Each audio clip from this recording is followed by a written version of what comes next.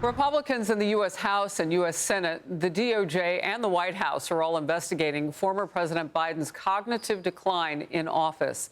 It's a big part of that. All those auto-signed pardons playing a role. Some 1,500 of those types of signatures, and Texas Senator Ted Cruz points out, if it turns out Joe Biden did not authorize the signatures, those pardons may be null and void. What President Trump alleged is Biden didn't know about this. I think it is entirely possible that we will see the Department of Justice prosecute someone who has received one of these auto pen pardons. If they prosecute someone, it's going to be someone for whom there is clear evidence of a federal criminal violation, but also it will be someone who there is evidence that Biden didn't know about it. President Trump has ordered a sweeping investigation into his predecessor's use of the auto pen, and he accuses former aides of covering up Biden's health decline. Here's former House Speaker Newt Gingrich.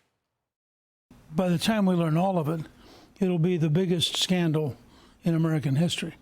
I mean, it dwarfs the Teapot Dome or the Grant second administration or what happened with Richard Nixon. And the reason is, sometime, I think it's probably in 2023, but at some point, Joe Biden was no longer there. And that means that other people were exercising the power of the presidency without any constitutional limitations. Outkick founder Clay Travis to respond to all of this. Clay. I think it's really important questions, and it's not only the auto pen, Harris, thanks for having me, by the way, it's also the expansive nature of the Biden pardon themselves. We've never seen someone pardoned, as many of these individuals were, before they've actually been charged with any crimes. Remember, we saw this situation where Biden basically said, hey, here's a decade of protection for many members of my family in the event that they are charged with a crime. That is preemptive in nature. I'm not sure the scope of the presidential pardon would allow crimes that haven't even been contemplated or charged yet. Usually, the presidential pardon comes after a conviction, after there has been some rendering of judgment. That's by and large what President Trump has done. I also think in the evidence, Harris, it's interesting that Biden personally signed Hunter's pardon. Why did he feel the need to personally sign his own son's pardon, but not to be signing so many of these other pardons? And again, it comes down to knowledge. It comes down to intent. Did he intend for this to occur? You can have, under some statutory authority, aides sign some of these documents on your behalf, but based on the reporting out there, did Biden have the cognitive ability to make these choices? I think there's a lot of evidence that he did not. I also think there's a lot of questions about the scope and magnitude of the pardons in which he put in place. Look, for those people who might argue, particularly on the left, that, you know, oh, he's not the only president to have done this. They're right about that. Former President Obama had signed certain provisions in the Patriot Act while he was following or traveling at some point, and an auto pen was used then. So others have used it. But the huge amount and the tranche that we saw around the time of Biden's departure from the White House, that's really what is so glaring here. Your last quick thought, we'll move forward. Well, I think you can contrast it with the signing ceremonies that Trump has had regularly, where he brings in the media, Harris, signs them and says, hey, this is why I'm doing it. That's a great example. All right. A public feud exploded between women's sports activist Riley Gaines and Olympic gold medalist Simone Biles. It's about men competing in women's sports.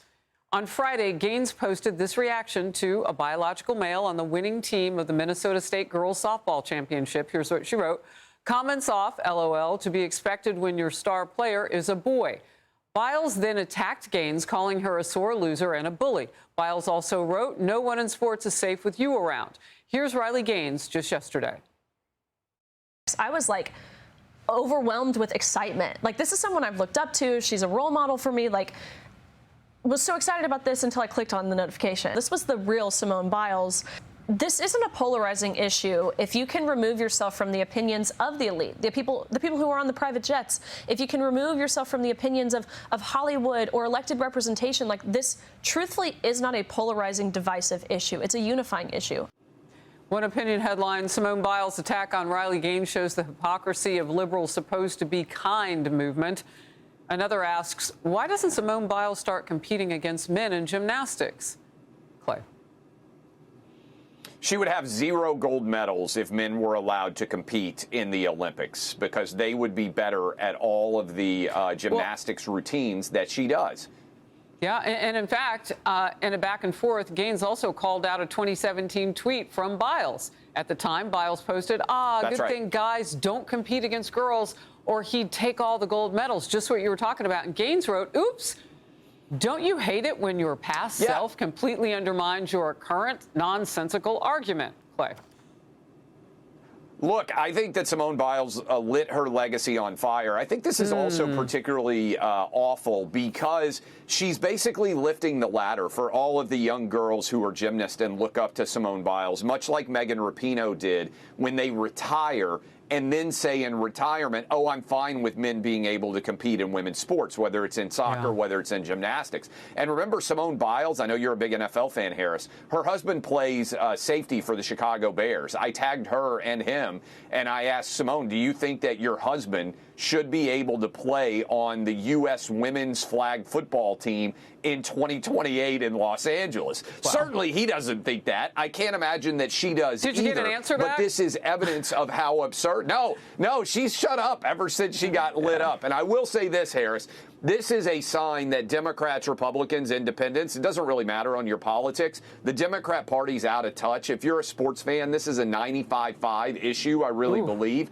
And the response to Simone Biles, Riley came on with me on the radio yesterday. Thank God we've got her at Outkick. But she said she actually feels a little bit sorry for Simone Biles because she's been lit up all over social media. It's true. I don't know what she thought she was doing, but overwhelmingly sports fans have said this is indefensible, Simone Biles, and I'm glad that people are speaking out against this absurdity.